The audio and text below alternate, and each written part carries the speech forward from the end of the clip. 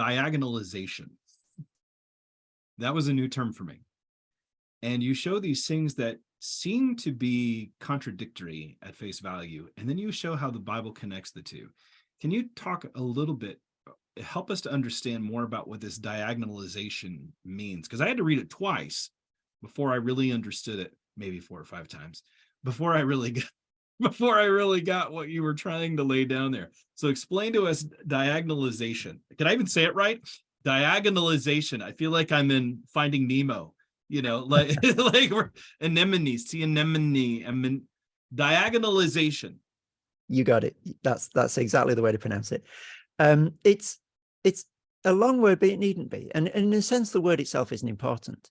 Like, you can call it what you want. The important thing is to put a label on it so that you can identify it. Because I think it's something that Christians have done in cultural criticism for millennia. I think it's something that Augustine does in The City of God.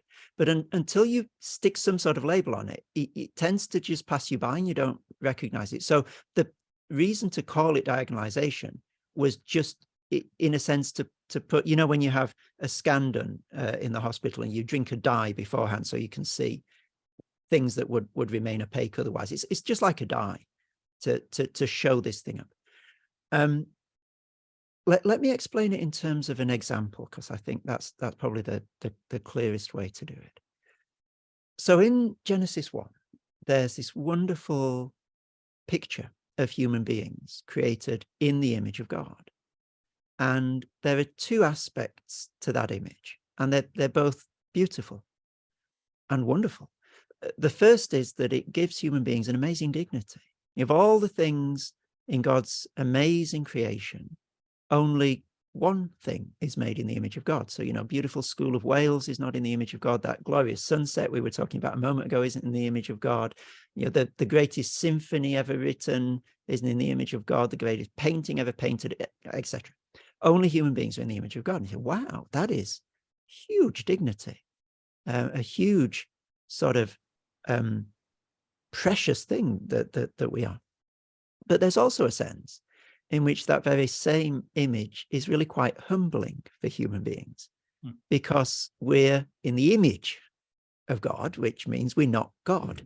We're not, if you want to put it this way, we're not top dog in the universe. That place is reserved for God alone, and we are his image. And so our identity is derivative and contingent on his.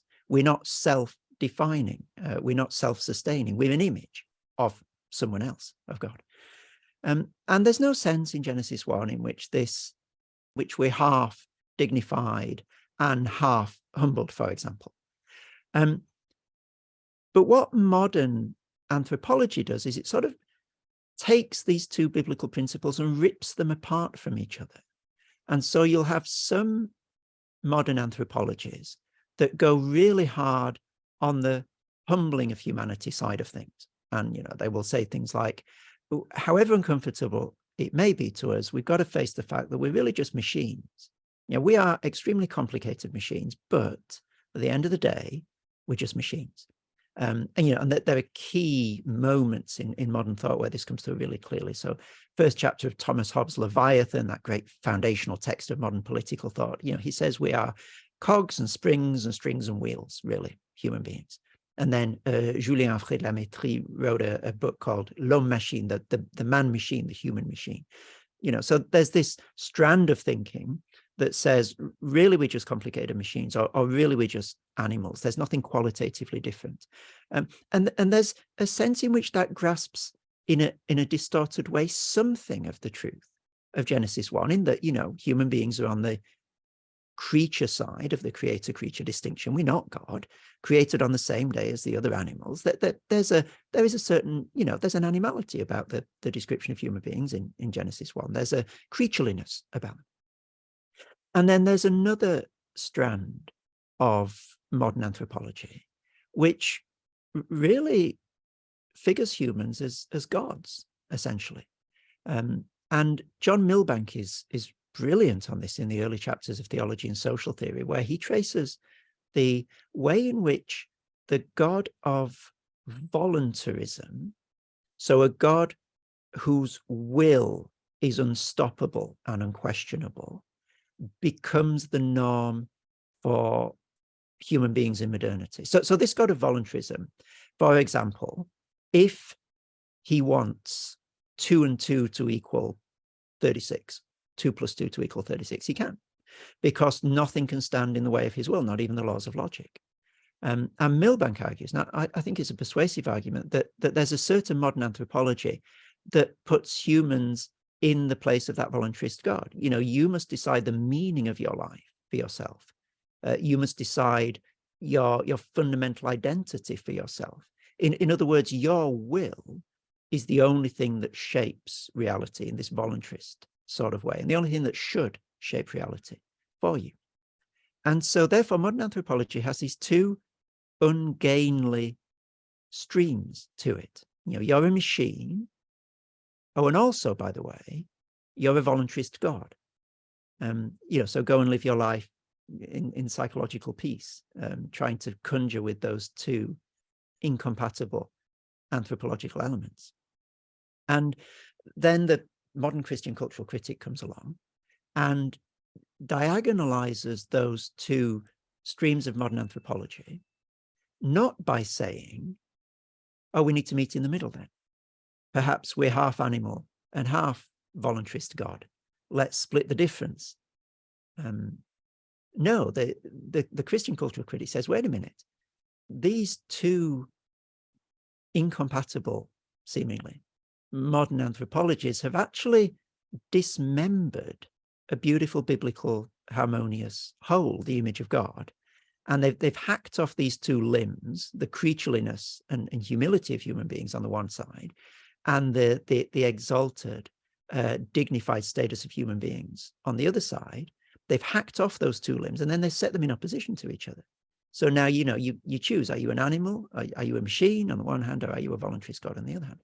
And so the way to diagonalize them is to say, well, let's not start with that opposition. Let's start with the beautiful harmony of the image of God that has this principle of humility and this principle of exaltation in it, but manages to conjure with them in a way that they're not in opposition to each other. And so it's, if you like, to remember, it's the opposite of dismember, to remember the biblical truth, and to say, you know, this dichotomy is false to begin with. And I think the reason that I prefer that example to explain it is that I think a lot of people have got the idea that diagonalization, or what's sometimes called the third way, is about splitting the difference. It's about saying we're half machines and we're half gods. I don't even know what that means. Like, that doesn't even make sense. And so it's not some sort of woolly cardigan and slippers wearing compromise where you try and sort of meet in the middle, whatever opposition you've got, whatever dichotomy you've got, let's try and meet in the middle. It's not that. It's let's try and find the biblical truth that the different holes of this dichotomy are misrepresenting and dismembering and twisting. In talking about this idea of third way, I know you referenced Tim Keller quite a bit, and he actually wrote the foreword to your book, and he's been known to advocate for this third way. Why is the third way so important for us today in our current cultural moment? I would tweak the language a little bit to begin with.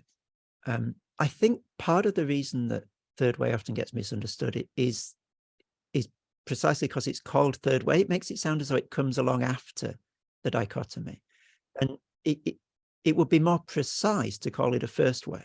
So the image of God comes first, and then the modern world, you know, sort of rips apart these two anthropologies. And what you want to do is get back to the first way rather than bringing along some sort of third way that tries to mediate between them. I guess, well, I suppose the first reason why it's important is the same in any cultural moment, because it's biblical, and you're always going to be wanting to judge whatever culture you're in by the yardstick of the Bible, whatever that culture is saying. And so that's the fundamental bedrock reason why I think this is really important, because you're always wanting to go back to the Bible.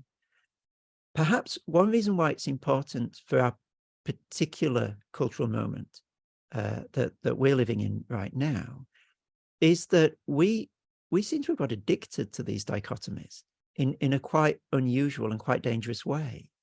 Some people say it's because of social media and that helps to polarize us. And look, I don't know why, but I think it's hard to avoid the fact that our politics is very polarized in a way that it hasn't always been. Bipartisanship seems dead in the water in a way that it's not always been. That the means of gaining and keeping power seem to be, the rule book seems to have been thrown out of the window somewhat in a way that it's not always been. So these dichotomies are particular, I think, in our society. And it's not just politics. I think culturally as well, there's a strong argument to be made that we live in a particularly dichotomized society. And to the extent, therefore, that Christians are to seek to bring every culture and society up and look at it through a biblical lens, that we want to be focusing on these dichotomies and showing how they are damaging and unnecessary often, and also just painting and setting forth for people a more healthy biblical vision for society, which isn't captivated by these dichotomies in the way that our society seems to be at the moment.